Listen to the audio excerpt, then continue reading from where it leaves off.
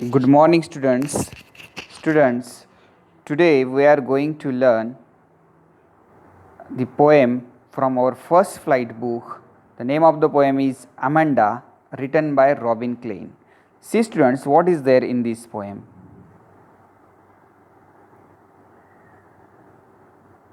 Amanda, the poem was written by Robin Klein. Can you see the picture here?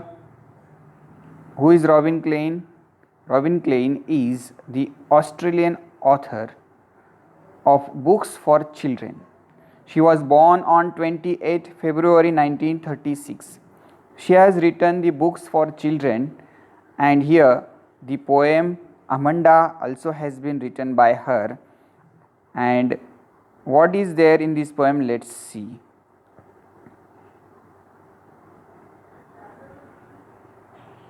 Students, in this poem, one little girl, her name is Amanda. एक Amanda नावाची मुलगी आहे. त्या पोएमला नाव दिलेलं आहे Amanda. आणि ही मुलगी 12 ते 14 वर्षाच्या वयोगटातील आहे.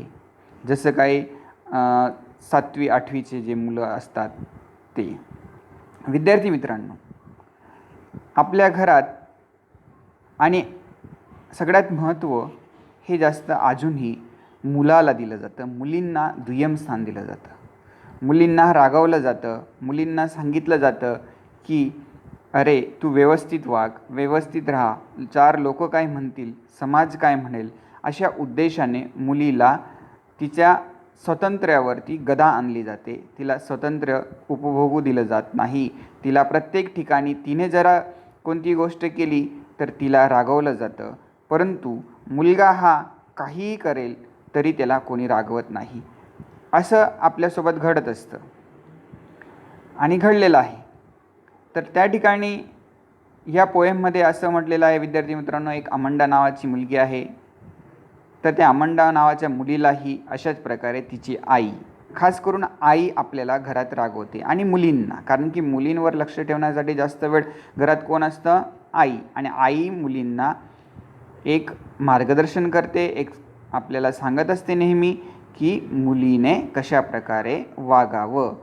म्हणून या पोएमला सुरुवात करण्याआधी काय म्हटलं आहे बघा, every child feels that she or he is controlled and instructed not to do one thing or another. प्रत्येक मुलगा किंवा मुलगी त्याला नियंत्रणात ठेवलं जातं, त्याला सांगितलं जातं किंवा तिला सांगितलं जातं की अमुक गोष्ट करू नको, ही गोष्ट करू नको, ती गोष्ट करू नको. तिला रागवलं जातं. You too may feel that your freedom is curtail. आणि तुम्हालाही असं वाटलं असेल, असं वाटतं काय की तुमचंही स्वातंत्र्य कोणीतरी हिरावून घेतलेलं आहे. म्हणजे आपल्याला आईवडील रागवत आहेत, आपल्याला सांगतात की हे करू नको, हे योग्य नाही. याचा अर्थ आपल्याला असं वाटतं की मला माझे स्वातंत्र्य मिळत नाही. तर बघा या ठिकाणी, write down some of the things you want to do but your parents or elders do not allow you to do. मग अशा काही गोष्टी लिहा की ज्या तुम्हाला कराव्याशा वाटतात, परंतु तुमचे आईवडील किंवा तुमच्यापेक्षा जे मोठे आहेत ते तुम्हाला करायला नकार देतात, ती करू नको असं म्हणतात. अशा कोणत्या गोष्टी आहेत त्या लिहा तुम्ही की जे तुम्हाला करावेसे वाटतात आणि तुमचे आईवडील तुम्हाला ते करू देत नाही. To read the poem aloud from pairs, each reading alternate stanzas. You are in for a surprise. Now students, आपल्याला पोएम वाचायची आधी आणि बघायचं आहे त्याच्यानंतर त्याचं एक्सप्लेनेशन काय आहे. So let's see what is there in this poem in Amanda. Loud reading. First of all, I will read this poem, listen carefully, and then we'll explain it line by line with the meaning of difficult words. Don't bite your nails, Amanda. Don't hunch your shoulders, Amanda. Stop that slouching and sit up straight, Amanda. There is a languid emerald sea where the sole inhabitant is me, a mermaid drifting blissfully. Did you finish your homework, Amanda? Did you tidy your room, Amanda? I thought I told you to clean your shoes, Amanda. I am an orphan roaming the street. I pattern soft dust with my hushed bare feet. The silence is golden, the freedom is sweet. Don't eat that chocolate, Amanda. Remember your acne, Amanda. Will you please look at me when I am speaking to you, Amanda? I am Rapunzel, I have not a care. Life in a tower is tranquil and rare. I will certainly never let down my bright hair. Stop that sulking at once, Amanda. You are always so moody, Amanda. Anyone would think that I nagged at you, Amanda. See students, in this way I have read this poem. Now see the explanation of the poem line by line.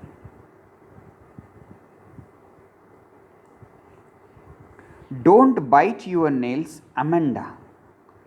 Don't hunch your shoulders, Amanda. Stop that slouching and sit up straight, Amanda. See students, Amanda's mother is telling her, don't bite your nails. तू तुझे नख चावू नको. नख चावणं ही योग्य गोष्ट नाही. तू एक मुलगी आहेस, तू असं करू नकोस. Don't hunch your shoulders. Hunch means students what? Hunch means to bend the upper body part. म्हणजे आपल्या बॉडीचा जो खांद्यावरून जो खाली पाठीवरचा जो भाग आहे तो वाकून बसणे. तर अमंडाची मम्मी काय म्हणते तिला, मदर, की तू अशा प्रकारे नख चावू नकोस. मुलीच्या जातने अशा प्रकारचे नख चावणं योग्य नाही. Don't hunch your shoulders. तुझे तू खांदे झुकून खाली वाकून लपून बसू नको. Stop that slouching and sit up straight. Stop that slouching and sit up straight, Amanda. To slouching means to move lazily. म्हणजे तिची आई काय म्हणते की तू नख चावू नकोस. तू अशा प्रकारे तुझे खांदे झुकून बसू नकोस आणि अशा आळशीपणासारखं तू बसू नकोस. सरळ बैस, नीट बैस. म्हणजे बघा विद्यार्थी मित्रांनो, घरात जर मुलगी मोठी होत असेल आणि ती थोडंफार तिने जर अशी चूक केली असेल तर आई कशा प्रकारे रागवते आणि सांगते की तू असं बसू नकोस, सरळ बस. चार लोक बघतील, काय म्हणतील की या मुलीला बिलकुल पण कोणत्या प्रकारचं वळण नाही. अशा प्रकारे ती आई आपल्याला रागवत असते आणि सांगत असते. एक प्रकारे आई का सांगते? कारण की आईला माहिती आहे की मुलीने कशा प्रकारे राहावं, म्हणून आई आपल्याला मुलींना जास्त करून रागवत असते. मग मुलींना काय वाटतं की मला काही स्वातंत्र्य नाही का? माझ्या भावाला स्वातंत्र्य आहे, मला का नाही? मग मुलगी ही बसून आपल्या इमॅजिनेशन करते आणि स्वतः इमॅजिनेशन करून ती आपलं स्वातंत्र्य एक प्रकारे उपभोगते. कारण की तिला वास्तविकरित्या म्हणजे खरंपणे जे समोरासमोर जे असतं तशा प्रकारचं स्वातंत्र्य तिचं हिरावून घेतलं जातं. तिला आई वडील रागवत असतात की तू हे करू नको, तू ते करू नको. म्हणून कोणतीही मुलगी बऱ्याचदा आपल्या कल्पनाविश्वास जाऊन आपण स्वतः इमॅजिनेशन करून ती आपलं स्वातंत्र्य उपभोगायचा प्रयत्न करते.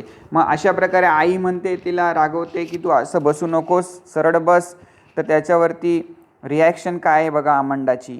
पुढच्या याच्यात स्टांजामध्ये इंटू ब्रॅकेटमध्ये अमंडाला ज्या फिलिंग्स आहेत त्या फिलिंग्स या ठिकाणी अमंडाने एक्सप्रेस केलेल्या आहेत. There is a language. Language means relaxed.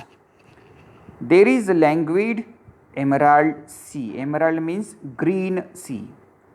Where the sole inhabitant is me, a mermaid drifting blissfully. Students, drifting means moving slowly and a mermaid means an imaginary creature. म्हणजे एक प्रकारचा असा प्राणी की जो समुद्रात राहतो.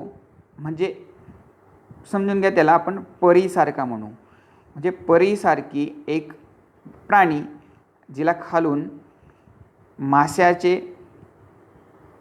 पाय आहेत, पंख आहेत आणि माशासारखे ती समुद्रात राहते. एवढ्या मोठ्या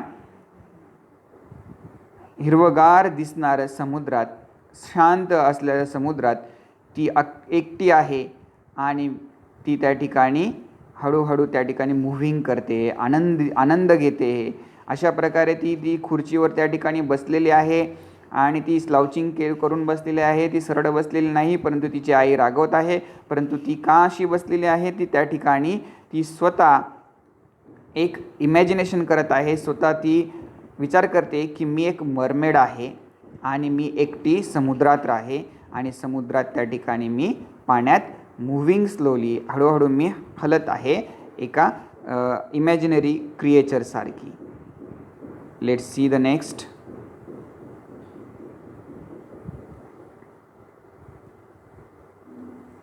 Did you finish your homework, Amanda? Did you tidy your room, Amanda?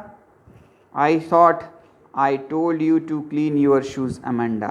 आता बघा तिची आई काय म्हणते पुन्हा अमंडाला की तुझं होमवर्क तू कंप्लीट केलास का? Did you tidy your room, Amanda? तू तुझं रूम क्लीन केलं का? व्यवस्थित ठेवलं का? इकडं वस्तू तिकडं वस्तू ठेवलेल्या होत्या, सगळ्या वस्तू उचलून ठेवल्यास का? I thought I told you to clean your shoes. मला असं वाटतं की तू तुझे शूज क्लीन केले असतील आणि मी तुला करायला लावले होते, तू केले का? अशा प्रकारे ज्यावेळेस आपण कोणती तरी वेगळी ॲक्टिव्हिटी करतो घरात, त्यावेळेस आपले आईवडील आपल्याला त्या ॲक्टिव्हिटी करू नको आणि त्या ॲक्टिव्हिटी करू नको असं म्हटल्यावरती आपल्याला काही प्रश्नही विचारतात की मी तुला हे काम सांगितलं होतं, तू काम केलंस का? मग तशा प्रकारे अमंडाला पण तिची आई विचारते की तू तुझा होमवर्क कंप्लीट केला का?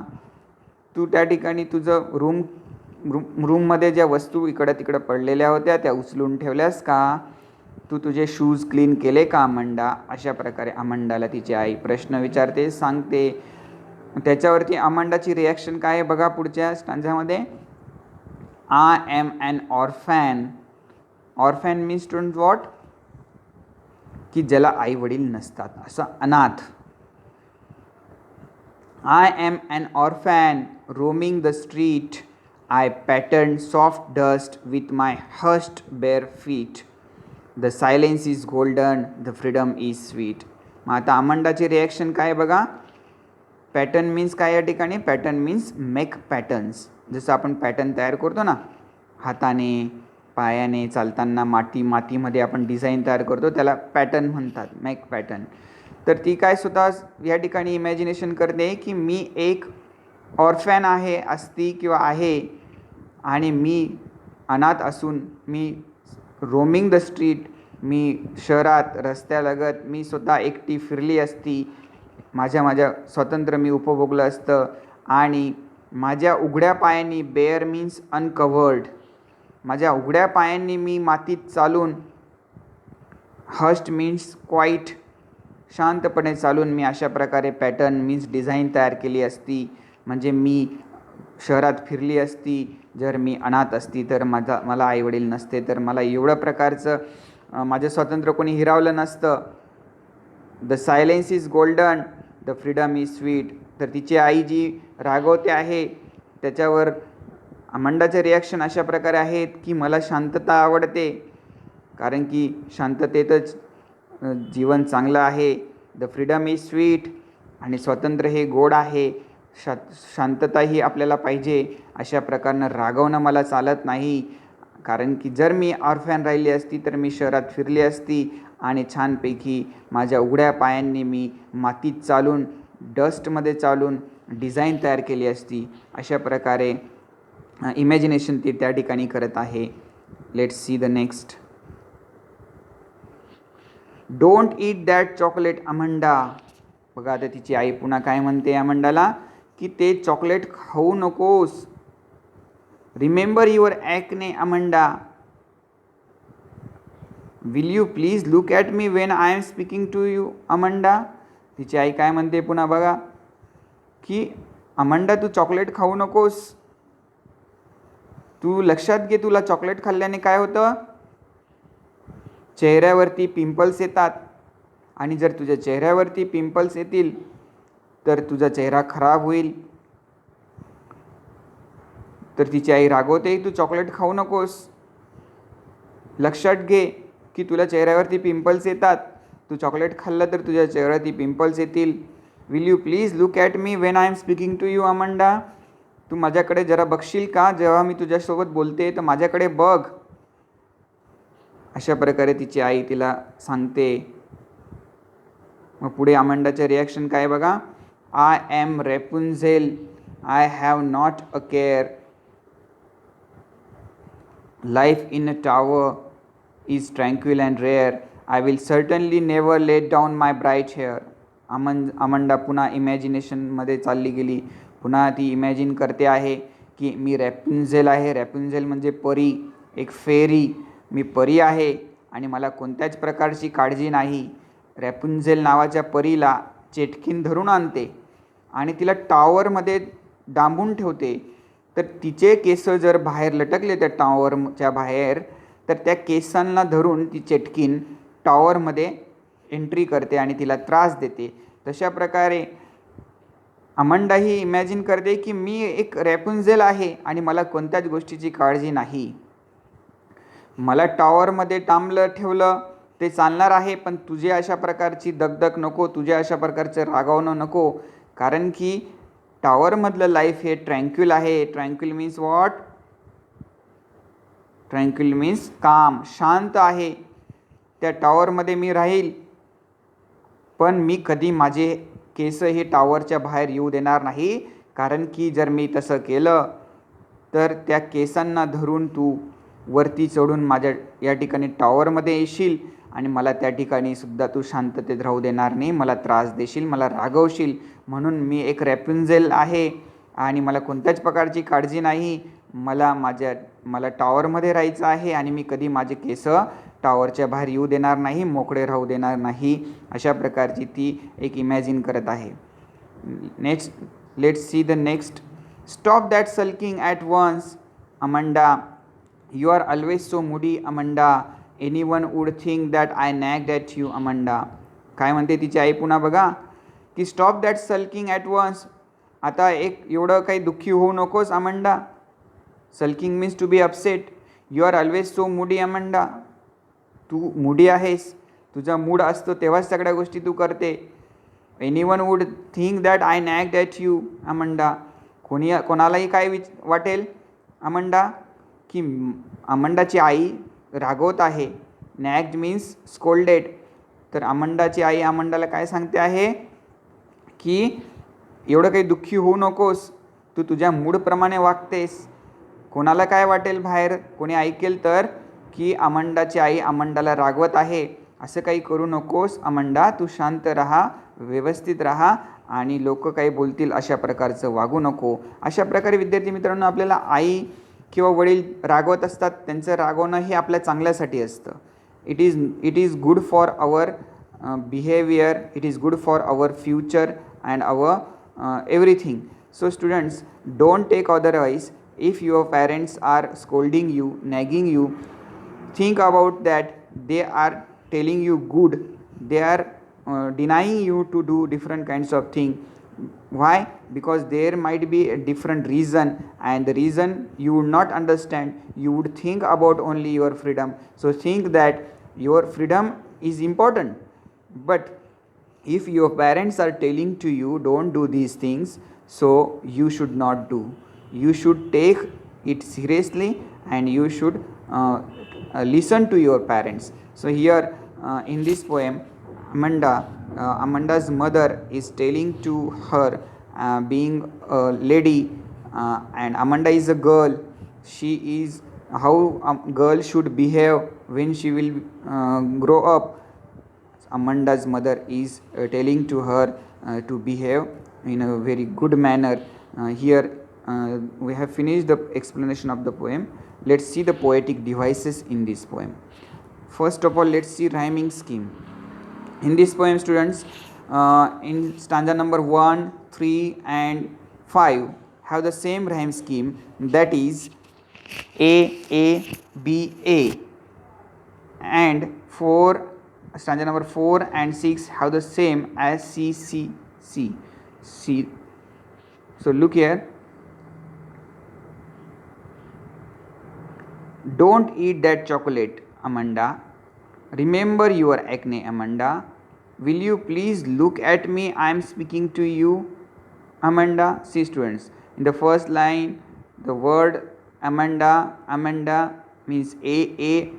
Then in third line, U, that is B, and in fourth is Amanda. So what is the first stanza is having the rhyming scheme A. See the color A. In the second stanza, did you finish your homework? In the third stanza, did you finish your homework, Amanda? Did you tidy your room, Amanda? I thought I told you to clean your shoes, Amanda. So see, students, here also Amanda, shoes, Amanda. Let's see the stanza number 5. Here the same rhyming scheme. Don't eat that chocolate, Amanda. Remember your acne, Amanda. Will you please look at me? I am speaking to you, Amanda. See, students, here also Amanda, you, Amanda. Got it? See, students, here in stanza number 4 and 6. I am an orphan roaming the street. I pattern of soft dust with my hushed bare feet. The silence is golden, the freedom is sweet. In the same way, I am Rapunzel, I have not a care. Life in a tower is tranquil and rare. I will certainly never let down my bright hair. Students, see here in stanza number 4 and 6, there is the same rhyming scheme. Street, feet, sweet. Care, rare, hair means that is C. Okay, got it? Let's see the next poetic devices here. Repetition of the same letter in the same line. Here letter S is repeated. Example, stop that slouching and sit up straight. Here in this line S letter is repeated here, so that is called alliteration. Okay, let's see, students, next. Stop that sulking at once, Amanda. Stanza number 7, S letter is repeated here. Stop and sulking. Got it? Let's see, students, next. Anaphora is the another device here. When two or more sentences begin with the same word, that is called anaphora. Okay, so see example, don't bite your nails, Amanda, means this line starts with the word don't. Second line starts here, don't hunch your shoulders, Amanda. Here the words don't, same word, so it is called anaphora. In the next, did you finish your homework, Amanda? Did you tidy your room, Amanda? The lines begins with the same word, so it is called anaphora. See, students, next poetic device is metaphor. Metaphor means what? An indirect comparison is made between two objects is called metaphor. Here see the example, silence is golden, means silence has been compared indirectly with gold. So it means silence is like gold, but silence is golden, indirectly compared here. Got it? Let's see the next. Okay, thank you, students. In this way we have finished here the poem Amanda. I hope you have understand the whole poem. Thank you.